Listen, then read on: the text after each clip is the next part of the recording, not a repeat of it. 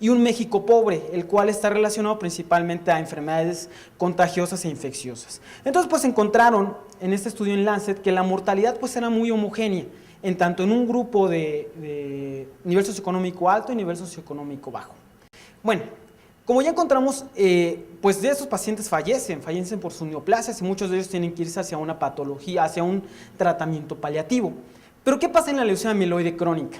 De forma general, sabemos que la incidencia es alrededor de 0.6 a 2 casos por 100,000 habitantes. ¿Cuál es lo curioso? Cuando se hicieron varias revisiones, la mediana de edad de general de los pacientes con leucemia mieloide crónica es alrededor de 65 años. Si nosotros lo comparamos con aquellos pacientes los cuales están enrolados en un ensayo clínico, la mediana de edad es alrededor de 45 años. Posteriormente, los alemanes, Berger y colaboradores en el 2005 en su grupo de registro alemán, determinaron la incidencia en estos dos subgrupos de edades y encontraron que la incidencia por debajo de 65 años es 0.57 en comparación con aquellos que se encuentran mayores de 65 años, que es de 1.91. ¿Cuál es el punto malo que encontraron al hacer esta revisión? Que la probabilidad de que alguno de sus pacientes por encima de esta edad pudiera ser enrolado a un ensayo clínico era 3.8 veces menor que en cuanto a los pacientes que se encuentran por debajo de esta edad. Entonces, pues hasta cierto punto este tipo de pacientes, debido a sus múltiples comorbilidades, pues se quedan hasta cierto punto rezagados de la mayor parte de los ensayos de investigación. Bueno, sigamos viajando y todos recordamos esta gráfica del estudio IRIS. Sabemos que en leucemia mieloide crónica ya la podemos dividir en dos etapas, la etapa pre-imatinib y la etapa post-imatinib. Claro, con la excelente tasa de supervivencia libre de enfermedad y supervivencia global brindada por estos nuevos tipos de medicamentos. Pero ¿qué sucedía en este subgrupo de edad previo al imatinib? Bueno, tenemos la experiencia del MD Anderson con el uso de interferón y pues de forma global, de todos los ensayos clínicos que se encontraban con interferón, solamente un 13% de ellos se encontraba por encima de los 65 años. Recordemos que antes de la imatinib, la edad era un punto muy importante debido a los eventos adversos secundarios al uso del interferón. La tasa de remisiones completas y la tasa de respuesta hematológica completa en este subgrupo específico de pacientes era alrededor del 69%. Las respuestas citogenéticas globales del 51% y la respuesta citogenética completa no alcanzaba más del 20%. Al hacer revisiones del MD Anderson, el grupo español y el grupo italiano, pues se encontraron que las tasas de respuestas citogenéticas también son muy variables dentro de estos subgrupos de poblaciones.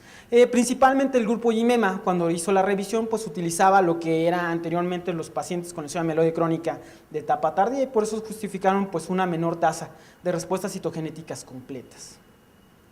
Ahora, ¿qué pasó posterior a la llegada del imatinib? Pues tenemos que hacer revisiones de algunas series de pacientes, principalmente el grupo italiano, los grupos españoles, y pues algunos pacientes que se encontraban en esta edad. Bueno, generalmente en el IMEMA, 115 pacientes de 559, el grupo de Sapiencia y el grupo español, pues también se encontraban de este grupo. Ahora, ¿cuál era la tasa de respuestas citogenéticas completas? Generalmente pues oscilaba entre el 82% y el 67% para aquellos grupos españoles y pues el grupo italiano en alrededor de 87% con una respuesta molecular mayor del 85%. Generalmente los pacientes enrolados en este grupo italiano los dividieron en dos, aquellos los cuales eran de una leucemia mieloide crónica tardía o que venían de lesiones mieloides crónicas diagnosticadas antes de los 65 años y que posterior a la llegada del imatinib se les adicionó este medicamento y los pacientes de novo. Cuando hicieron este subestudio, esta subestratificación, pues se encontraron que los pacientes de novo tenían una menor tasa de respuestas citogenéticas completas en comparación con la respuesta global de los pacientes. Generalmente, Sapiens en su revisión pues nos menciona que solamente muy pocos pacientes se encontraban por encima de 800 miligramos y algunos pacientes se encontraban con 300 miligramos. Esto cabe a resaltar a la recomendación final, el cual comentan que si el paciente logra mantener su respuesta citogenética completa o su respuesta molecular, no ponen a tanta consideración la dosis del imatinib. Generalmente mantienen de 200 hasta 400 miligramos, pero es la recomendación al final de su artículo. Bueno, entonces sigamos con el viaje y recordemos esta imagen clásica del estudio IRIS a 4 años de seguimiento y qué le sucedió a estos pacientes en comparación con el estudio IRIS. Bueno, las tasas de complicaciones y eventos adversos pues fueron más frecuentes en este subgrupo de edad, principalmente la neutropenia, la trombocitopenia y otras manifestaciones, siendo la principal pues el edema, al igual que las alteraciones cutáneas. Siguiendo con este viaje en la era de imatinib, nos dirigimos hacia España. Y España diseñó específicamente un ensayo para este tipo de pacientes, los cuales se encontraban por encima de los 70 años o que se encontraban por debajo de los 65 años y contaban con una leucemia mieloide crónica tardía. ¿Qué encontraron ellos? Bueno, su estudio de corte de 24 meses de seguimiento encontraron que a los 6 meses su tasa de respuestas histogenéticas completas era del 61%, 71% a los 12 meses si lo comparamos con el estudio IRIS y finalmente a los 18 meses una respuesta citogenética completa hasta alrededor del 83%. Su mediana de edad en este ensayo pues fue de 76.6 años de edad. Ahora, ¿cuánto toleraron estos pacientes y finalmente cuántos lograron o cuántos desistieron del tratamiento? Pues fue alrededor del 12% de pacientes los cuales se desenrolaron del estudio y pues principalmente por eventos adversos, siendo el edema una de las principales manifestaciones y la diarrea como uno de los principales eventos adversos asociados al uso del imatinib. Ahora, siguiendo con nuestro viaje en la era del imatinib, ahora llegamos a los inhibidores de tirosintinasa de segunda generación. Y aquí tenemos dos ensayos, todos conocidos por todos nosotros, el ENES y el DACISION. Entonces, para abordar este tipo de pacientes, pues vemos los subestudios o la subestratificación de este tipo de ensayos. ¿Y qué encontramos? Bueno, en el LSND generalmente encontramos 36 pacientes por encima de los 65 años y 28 pacientes en la dosis de 300 miligramos 2 veces al día, que solamente abarcaba el 10% de la población. Ahora, ¿cuál es la tasa de respuestas citogenéticas completas en ambos grupos de tratamiento? Bueno, fue alrededor del 68% para aquellos con 400 miligramos y del 83% con aquellos con 300 miligramos, adjudicando esta a una mejor tolerancia del medicamento, en comparación con el uso del imatinib, el cual alcanzó solamente el 61%. A diferencia de lo que pensaríamos, pues la tasa de toxicidades en este subgrupo de pacientes fue realmente muy baja. No se presentó ninguna neutropenia grado 3-4, al igual que solamente presentó un caso de trombocitopenia grado 3-4. También de forma transitoria mostró una elevación de la lipasa en el 11%, al igual que en un 16% con la dosis de 300 miligramos 2 veces al día.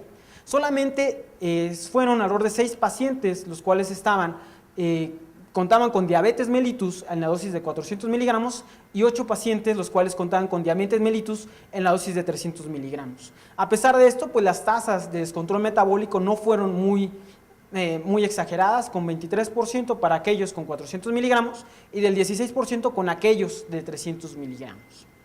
Ahora, llegando al otro inhibidor, a dasatinib, encontramos que solamente dentro del estudio de DACISION 20 pacientes se encontraban por encima de los 70 años.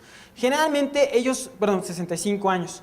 Ellos realizaron una estratificación acorde a la edad y encontramos 3 grupos, aquellos de 46 años, de 46 a 65 años y por encima de 85 años de edad. Determinaron que en aquel subgrupo de por encima de 85 años de edad, la tasa de respuestas citogenéticas completas era alrededor del 85%. Al igual que los eventos adversos, solamente se reportó algún 35% edema de una forma global, que era del 67% en ambos grupos, tanto de los de 45 a 65 años y por encima de los 85 años. Ahora, yéndonos ya hacia los siguientes ensayos, el ensayo VELA con el uso de bosutinib, no hay un reporte de una estratificación o finalmente algún resultado acorde a este pequeño subgrupo de pacientes. Solamente encontramos en la descripción del manuscrito que se encuentran pues la tasa, el rango de edad hasta los 91 años en el grupo de bosutinib y 89 años en el grupo de imatinib. Bueno, yo creo que ya fueron 10 minutos. Bueno, con esta diapositiva termino y pues antes que nada pues muchas gracias. Y pues esto nos dio la oportunidad de dar un viaje en este pequeño subgrupo de pacientes, el cual es muy importante, ya que finalmente la leucemia mieloide crónica es una de las principales patologías que nosotros atendemos de forma diaria y es muy importante encontrar la mejor forma de atención de este tipo de pacientes. Y pues, con todo esto, y pues muchas gracias por su atención.